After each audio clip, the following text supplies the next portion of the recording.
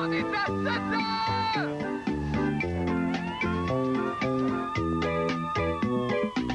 La fin du monde est à 7 heures, annonçait le téléviseur. La fin du monde est à 7 heures.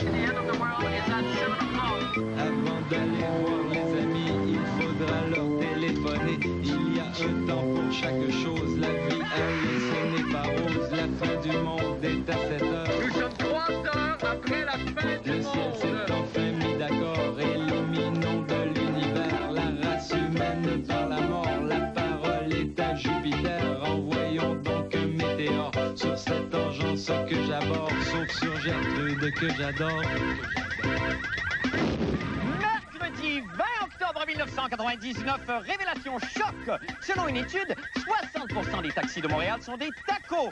Ah, moi je rêve d'une ville où les taxis seraient des tacos et les autobus des fajitas. Ainsi, les enfants qui n'ont pas de quoi manger pourraient licher les transports en commun. Ah, moi et mes utopies. Et l'île des Sœurs tient un référendum pour se séparer de la ville de Verdun. C'est la guerre! Juste pour vous dire, Denise Filiatro habite à l'île des Sœurs et Marjo à Verdun. Lorsqu'elles se voient, elles se crachent dessus! Bonne fin du monde, mesdames et messieurs! Tout d'abord, des nouvelles de moi. Eh bien, la ministre de la Santé, Mme Pauline Marois, est dans l'embarras. On a découvert que Mme la ministre a effectué des rénovations de l'ordre de 400 000 $ dans son bureau, incluant une toilette silencieuse. Et cela au moment même où notre système de santé s'écroule et à peine à joindre les deux bouts. N'a-t-elle pas lu, lorsqu'elle était jeune, Mme Marois, le célèbre conte d'Anderson, qui, à toute fin pratique, relate les mêmes péripéties?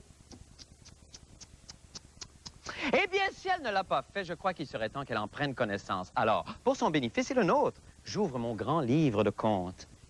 Ah!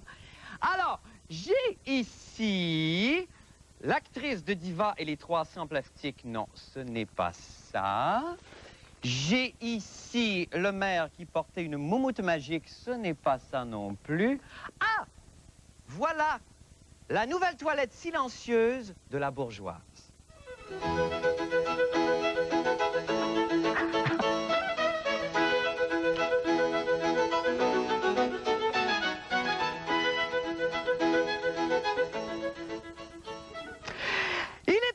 Dans un petit royaume, une bourgeoise malheureuse qui était fort incommodée par les sons qu'elle émettait lorsqu'elle chevauchait la cuvette. Ah, que je suis malheureuse. Mon peuple m'entend péter. En effet, lorsque la bourgeoise devait monter le petit cheval de porcelaine, elle obligeait tous ses sujets à émettre des sons pour couvrir son orchestre de chambre.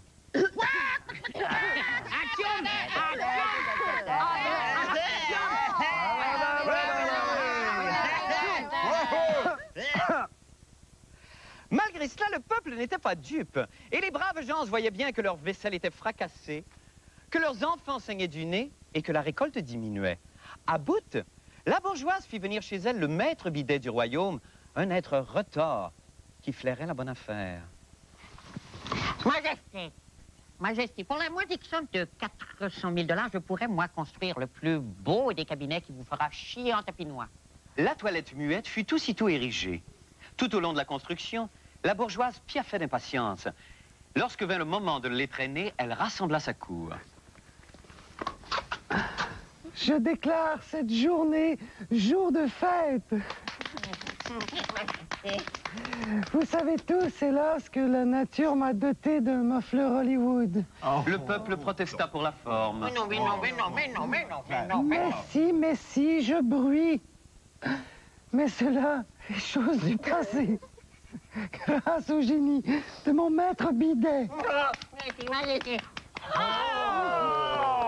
Approchez et appréciez le spectacle d'une grande dame libérant ses viscères en toute quiétude. Vous verrez que vos deniers, qui normalement auraient dû servir à aider les galeux dans les hôpitaux et les asiles, ont servi à bon escient, n'est-ce pas? Merci, Majesté. Et la bourgeoise s'en fit faire son don à la blanche latrine. Malheureusement, le maître bidet était véreux. Et la nouvelle toilette silencieuse s'avéra un véritable spectacle son et lumière, comme nul n'avait jamais entendu dans tout le royaume.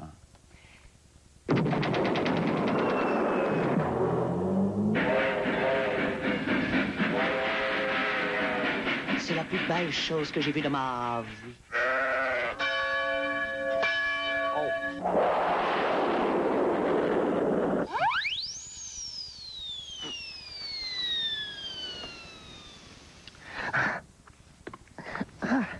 Puis, Vous avez déjà terminé, Majesté. Nous n'avons rien entendu. vraiment? Vraiment. Vraiment, c'était clean, clean, clean, clean, pas à fait. Ben, j'y retourne d'abord. Et le même tohu-bohu recommença.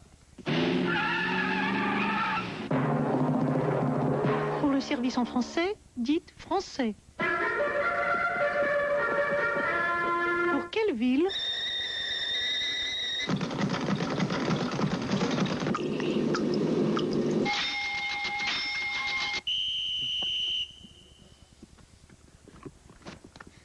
Puis cette fois-là... Cette fois-là, bravo, bravo. Cette fois-là, c'était encore mieux, Majesté. C'était une tombe. Que dis-je, une tombe, une cathédrale, n'est-ce pas, peuple soumis?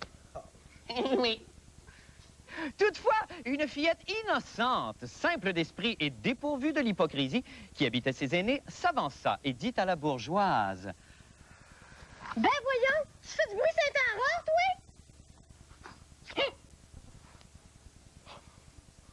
Vexée, la bourgeoise chassa le maître bidet, fit exécuter la fillette, coupa les oreilles de ses sujets et s'obstrua le soupirail jusqu'à la fin des temps. Fin.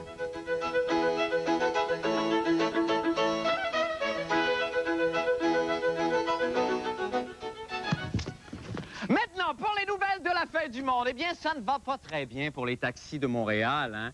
Hier, lors de la première journée de consultation sur la réforme du taxi, on a appris que 60% des voitures étaient trop vieilles et non conformes au règlement de la CUM. Bref, ce sont des bazous. Et moi, quand j'entends parler de taxi, vraiment, il y a plein de chansons qui me reviennent en mémoire.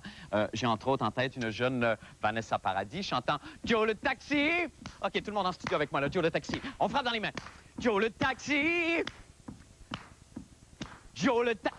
J'en connais une autre. J'ai en tête un jeune Pierre Flynn chantant « Il est là, le taxi est là, et il guette ton cœur, oh, oh, oh. Il est là, le taxi est là, et il guette... » Ciel, le téléphone.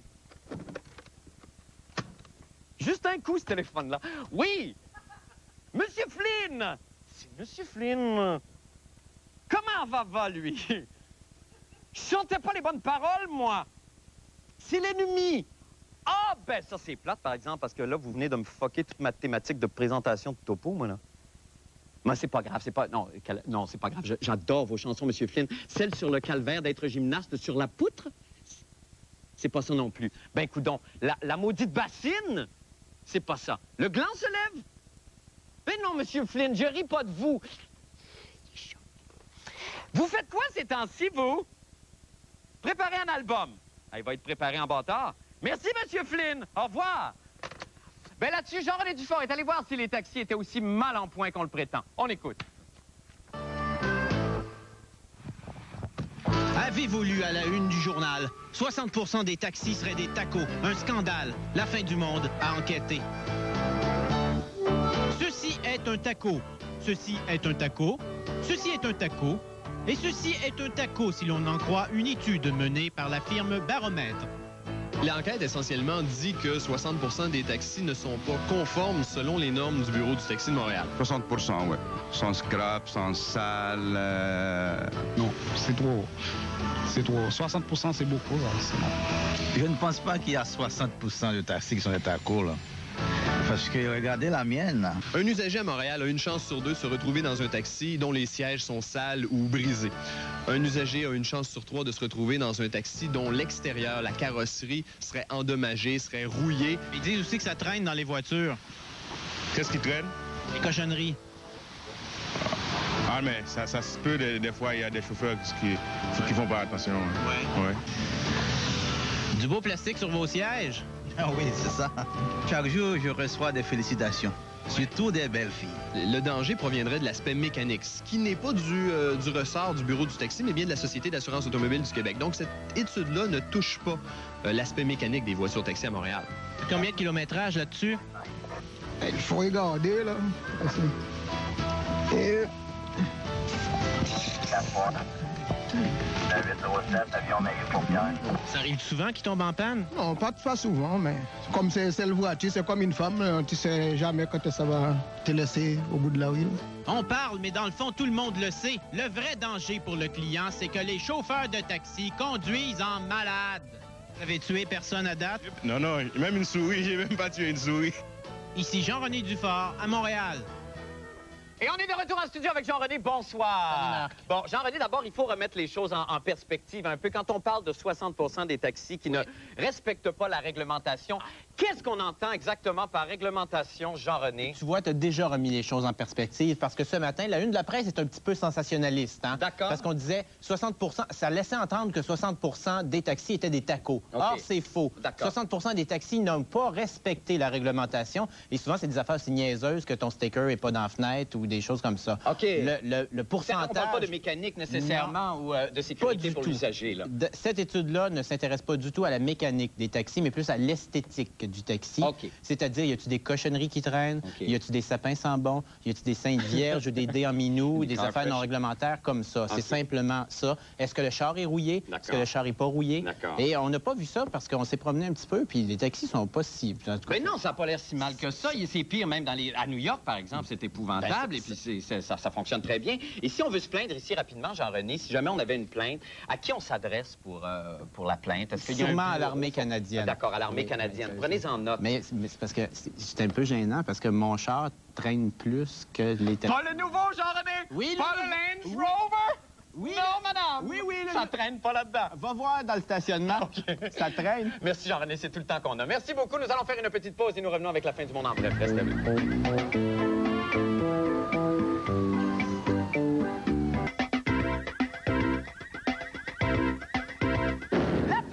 Bref, un papa lavallois vient de connaître l'honneur de voir son nom inscrit au livre des records Guinness. Son exploit, eh bien, l'homme Nahed Koussa a réussi à écrire un passage de l'Ancien Testament sur un petit grain de riz. Oui, croyez-moi, un petit grain de riz. Ah, mon Dieu, si on se met à écrire des passages de l'Ancien Testament sur un petit grain de riz, où allons-nous? Effet France.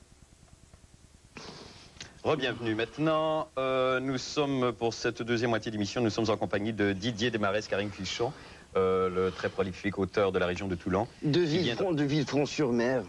De Villefranche-sur-Mer, pardon. Et nous parlerons avec lui, en cette deuxième partie d'émission, de la réédition du grand roman d'aventure de Marguerite Duras, Moderato Cantabile, sur Grain de riz, qui vient d'être réédité. Alors d'abord, Didier, bonsoir. Bonsoir. Didier Desmarais Caring-Fichon, d'abord, avez-vous aimé? J'ai mangé la page 38. Vraiment? J'ai littéralement dévoré la page 38, la 96 et la 175. Ah bah non! Ah bah alors, si c'est comme ça, moi, je bouffe le dernier chapitre! Oh non, celui-là, il est un bibi! Non! Et après une page, non! Oh, celle-là, je la garde avec la sauce ribs! Et vous savez quoi, Didier? Si c'est comme ça, eh bien moi, je me bouffe la comtesse de Ségur! Oh, qu'elle est juteuse, merde! Vieux satire! Oh là là! Merde! Oh! Nous allons faire une petite pause.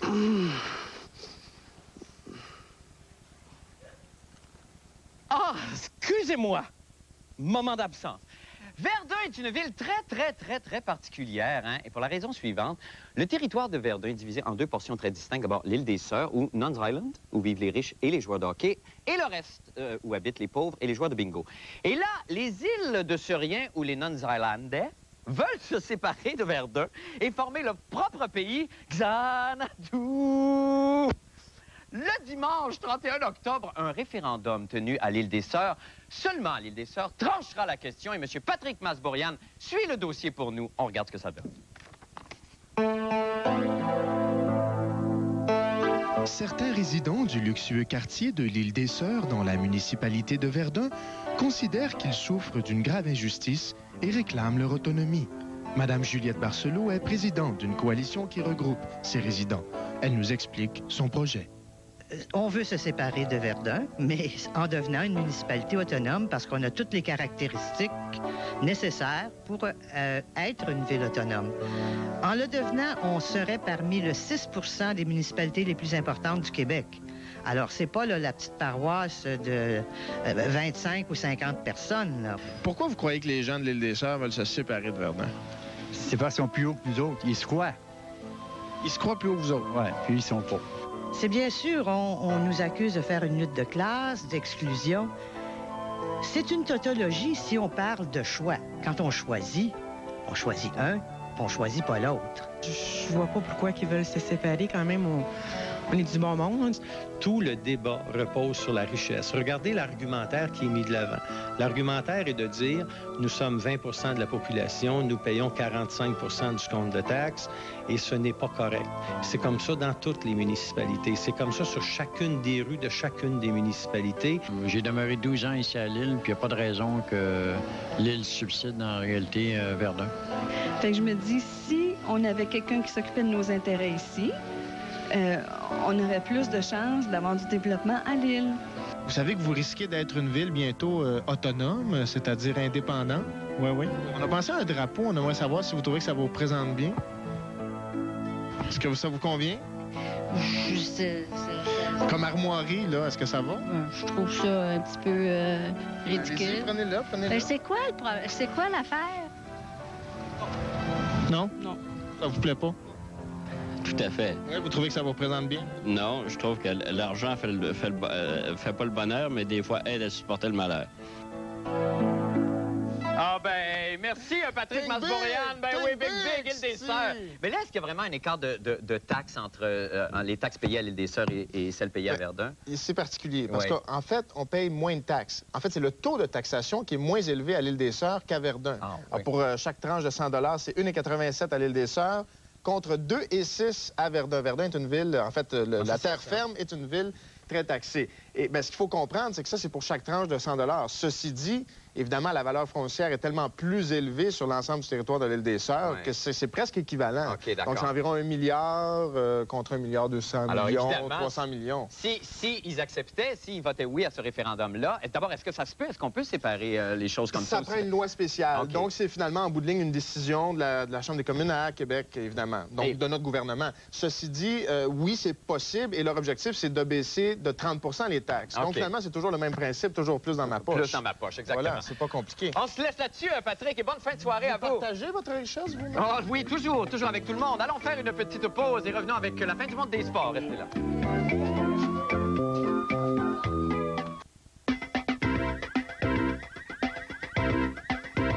Voici venu le temps de parler sport avec Paul Oud. Paul, bonsoir. Bonsoir. Non, nous ne parlerons pas de sport. Ben là, attendez, là, deux choses. D'ailleurs, vous voyez que j'arrive de l'extérieur. Vous arrivez de l'extérieur. Comment cela se fait-il? Vous n'avez pas regardé le match Avalanche qui vient de se terminer? Ne me parlez pas de ce match-là, je ne l'ai pas vu. J'ai choisi le théâtre ce soir. Arrêtez. Je suis allé voir Crime contre l'humanité à l'Espace Go. C'est magnifique avec Normand D'Amour. De la jeune auteure, oui, avec Normand D'Amour, mais de la jeune auteure Geneviève Billette. Et c'était comment? De l'École nationale. J'ai adoré. C'est dans la petite salle expérimentale, en fait, la salle de répétition à 80 places, avec les acteurs qui jouent au niveau du plancher de la première rangée. C'est toujours très payant. Ne parlez plus de sport. Ah, c'est pas vrai, ça. Ça va remonter à la surface. Déjà, à l'instant même, je pense que vous aviez quelque chose de prévu. Ben, il fallait bien parler quand même un peu de sport. Vous avez vu que Carl Dykhouse s'est joint Canadien. Carl Dykhouse! C'est pas celui qui avait coaché Alain Vigneault, ça, aux Olympiques de Hall? C'est exactement ça. Il est originaire de Sept-Îles et malgré un nom peut-être un peu compliqué, c'est un francophone qui se joint avec le Canadien. Alors on le prend. De toute façon, il y a tellement peu de francophones maintenant avec l'équipe. Quelle position joue-t-il? Il va jouer à la défense, mais on dit que c'est un 4e ou 5e défenseur. C'est pas lui qui va révolutionner le Canadien. Quoi qu'on peut toujours avoir des surprises. Hein, peut-être, qui sait. Jacques Demers qui l'a entraîné avec Tampa Bay parce qu'il s'est pas mal promené. Hein. D'accord. Philadelphie, Tampa Bay, il est retourné à Philadelphie et les Flyers viennent de l'envoyer au Canadien en disant « Prenez-le, on ne demande rien en retour ». Mais mon Dieu, pas de joueurs échangés, oui. Pas de joueurs échangés. Oui. On dit « Prenez-le avec le salaire, c'est tout ce qu'on demande ». Oh mon Dieu, il peut s'en débarrasser. C'est pas bon signe. Je voulais vous parler du français. Vous savez qu'au début de l'année, les entraîneurs américains, ou enfin les entraîneurs anglophones ont dit « On ne veut plus que les joueurs communiquent dans leur langue natale ». C'est-à-dire que 2 Tchèques ne peuvent plus se parler en tchèque, 2 francophones n'ont plus le droit de se parler en français sur le banc. Mais il est arrivé quelque chose d'assez cocasse. Jean-Pierre Dumont des Blackhawks de Chicago Un francophone. Un francophone a été ramassé brutalement par Darius Kasparaitis des Penguins de Pittsburgh samedi. Un plaquage. Plaquage dur, commotion cérébrale, il perd connaissance, on l'amène au vestiaire, il se réveille et le soigneur dit il va très bien. Bon. Il rentre à l'hôtel et soudainement, il n'arrive plus à dire un seul mot d'anglais. Oh mon Dieu! Alors il partage le rêve de... oui, le rêve de ben du monde. C'est peut-être ça. Mais là, donc, il était incapable de se souvenir de sa propre langue. Écoutez la meilleure. Il est dans sa chambre d'hôtel avec son coéquipier. Son coéquipier, c'est Blair Atchenum. Et on ne dit pas à vos souhaits quand on prononce Blair Atchenum. Non. Blair Atchenum. C'est son coéquipier. Je sais. Absolument épouvanté. Il ne parle que français. Il a été réveillé, Éric Dazé, un francophone, pour dire « Vite, vite! » Il n'arrive plus à parler anglais. Mais c'est donc bien Et ça a duré une demi-journée. Et tout à coup, il s'est remis à parler anglais. Ah, ben, donc, toute bonne chose à une fin. Qu'est-ce que tu veux? Réunir les conditions gagnantes pour un référendum? Commotion cérébrale? Paf! Oh, c'est une solution peut-être un petit peu extrémiste. Crime contre l'humanité à l'espace Gaulle. Ah, merci beaucoup, Paul. Vous cumulez 2 emplois. Hein? Créé par le Théâtre expérimental des femmes en 1979. Bravo, Paul. Nous nous laissons là-dessus. Nous allons faire une petite pause et nous revenons avec la météo et le mot de la fin. Restez des nôtres.